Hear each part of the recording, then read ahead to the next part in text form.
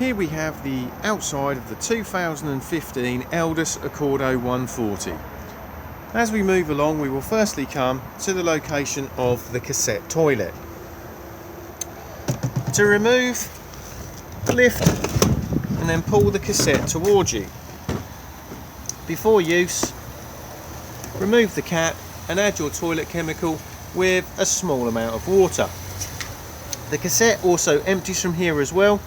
Just remember that when you are pouring it away, to hold the button in just here to release the vacuum inside.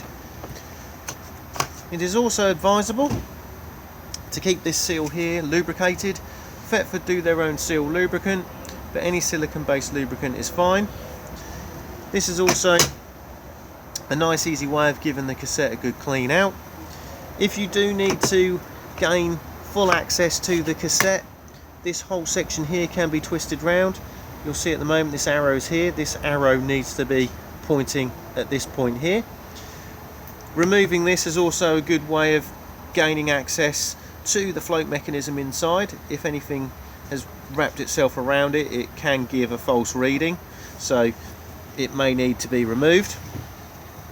All of these cassettes now are on wheels with extendable handles.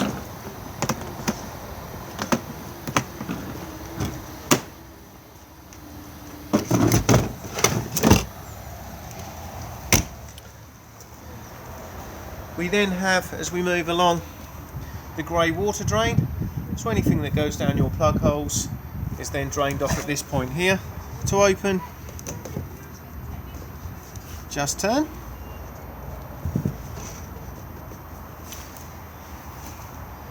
We then have the flues for the space heater. We do not need to do anything with these, but just make sure that nothing is obstructing them. And above it we have the gas locker. So we have room in this gas locker for 2 gas bottles. The regulator just sits here, and then the hose comes off the regulator and then screws into the gas bottle and is tightened with a gas spanner. Bottle on and off on the top here. Please make sure that the bottle is off for travel.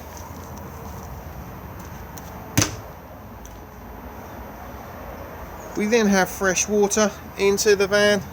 So to fill up the fresh tank, just remove the cap, pop your hose pipe in and then fill. To drain the fresh water tank down, it just drains off at this point here, exactly the same way as you would drain down your grey water. Beneath the van we have the spare wheel, and it winds down at this point just here. So in your jack and wheel brace kit there's a bar that goes into that hole just there. Attach the brace to it and then wind it down.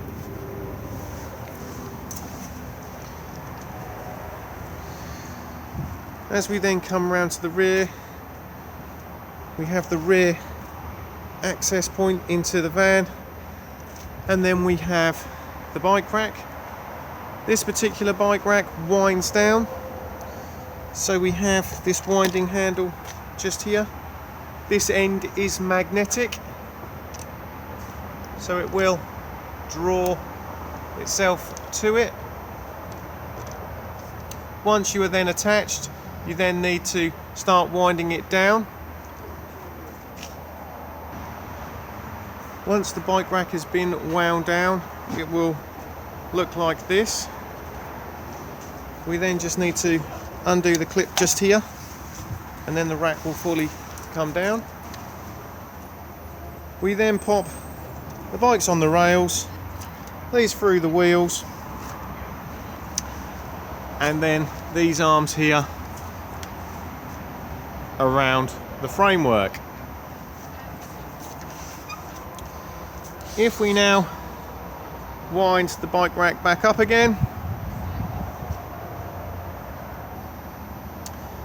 we then just want to make sure that before we travel that we've then put both straps back on to fully secure the bike rack back up again when it's in its wound state. As we now come around to the other side, we then have the battery locker. Leisure battery just here, and then mains hook up just here. We then have the flue for the whale boiler. We do not need to do anything with this, but just make sure that nothing is obstructing it and try to limit the water sprayed at it when washing the motorhome. We then have both vents for the Dometic fridge freezer. Again, like the boiler, try not to obstruct it, and secondly, spray any water at it when washing. We then have the Fiamma roll-out canopy. Awning wind and handle just hooks into here and then just wind.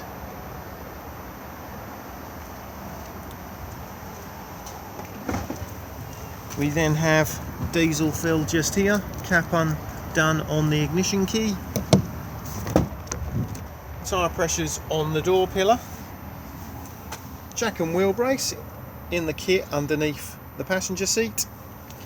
Vehicle battery sits underneath the floor of the cab, and bonnet release just here.